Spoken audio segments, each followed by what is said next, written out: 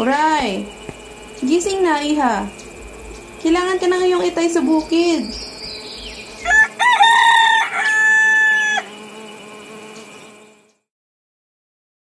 Opo, inay.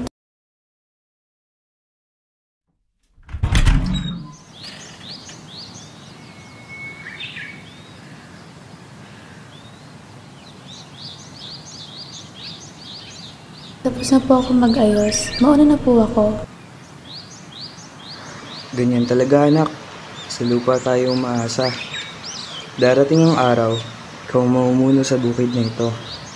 O siya, dalhin mo na sa bayan ng mga ani natin. Opo, itay. Aalis na po ako.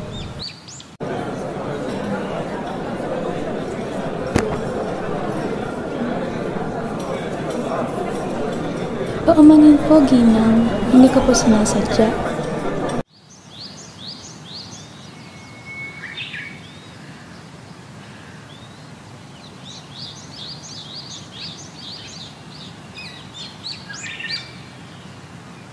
Inay, itay. Ihatid ko na po muli ang natirang ani sa bayan.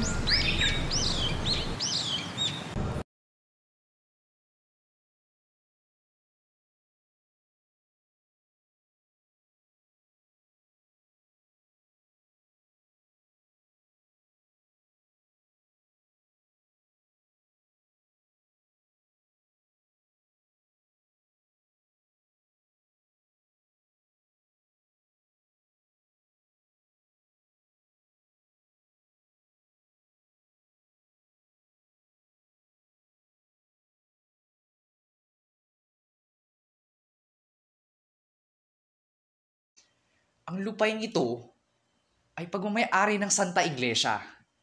Kaya kayo, wala kayong karapatan na manirahan dito. Ngunit padre, dito na kami isinilang. Minana pa namin to mula sa aming mga ninuno. Lumayas na kayo kung ayaw niyong dakpin at ikulong.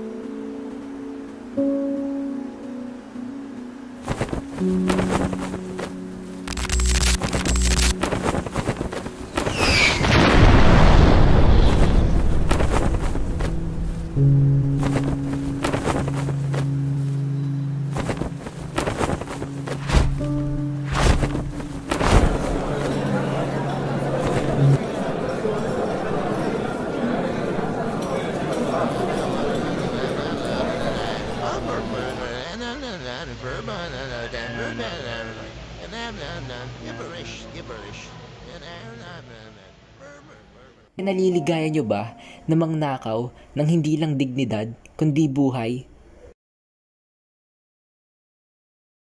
Ma, pa, ate, patawarin mo ako ate. Patawarin mo ako dahil hindi kita naipaglaban.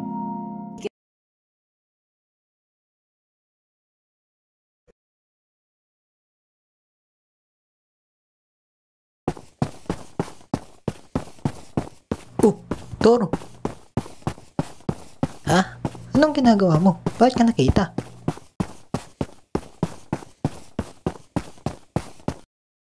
Alam mo, ikaw ang pinaka hindi ko inasahang mahuhuli ng mga yun. Pwede bang manahimik ka na lang? May nakita ka ba? Isang binibining marikit? Kasing kutis ng kamatis? Sira.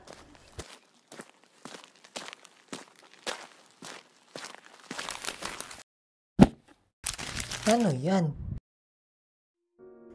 Uray. Uray? Baka aray. Nasugatan ka ba? Sabihin mo sa kanila na plano ng mga Hapon na kunin ang mga pagkain at gutumin ng ating sambayanan. Sa paghapit ng gabi, dadating ang mga pagkain na nakawin nila. Pero hindi tayo papayag. Kung magugutom tayo, magugutom rin sila. Kunin lahat at huwag mag-iwan ng bakas.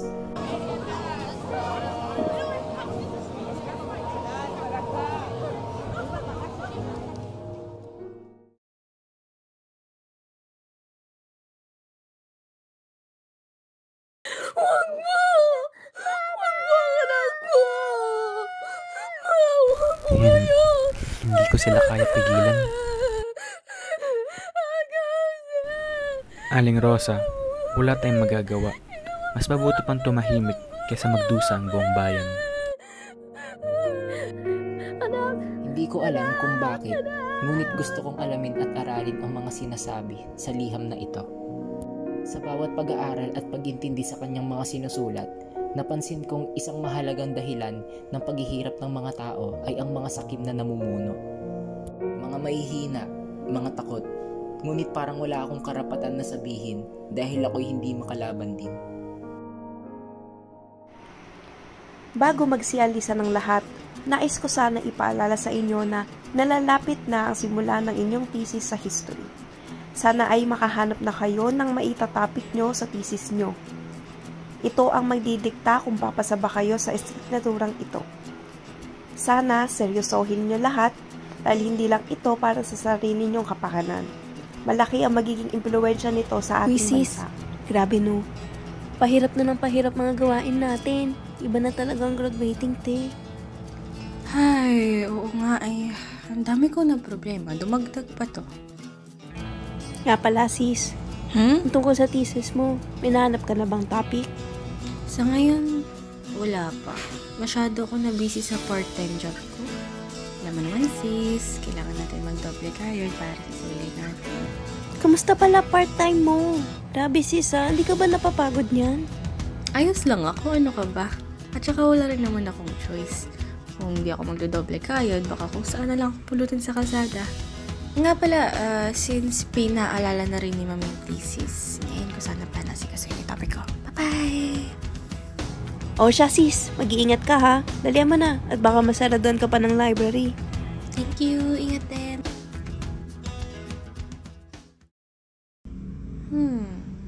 Ito kaya? Parang di ko interesado ito eh. Ito naman. Parang masyadong komplikado maging topic.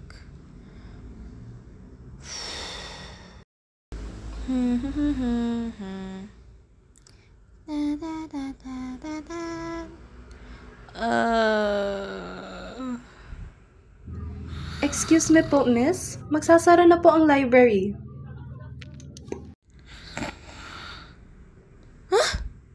Naku! Gabi na wala pa rin ako nahahanap na topic. Magsasara na yung library. Saan pa kaya ako pwede makahanap? Okay. Where are you?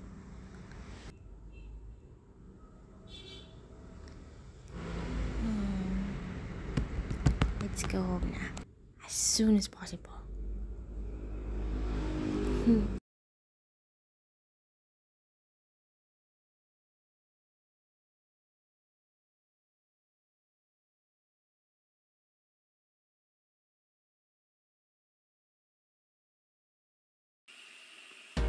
Andrea, look. May malumang-lumang journal dito. Ay, balik ko na lang pala. Di mo ata kakailanganin to. Wait! Baka sakaling makakuha ko ng impormasyon dyan. Di pa naman natin nababasa, kaya huwag muna natin husgahan. Mukhang may nahanap na ako.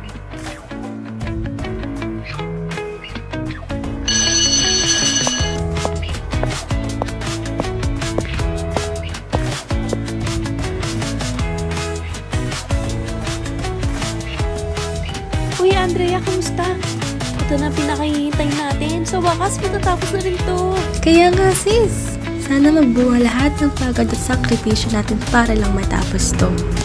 Good luck, sis Kaya natin to. Kayang-kaya. Good luck! The history of the Philippines reveals that poverty and hardship of Filipinos were present even in our past from Spanish colonial times up to this present era.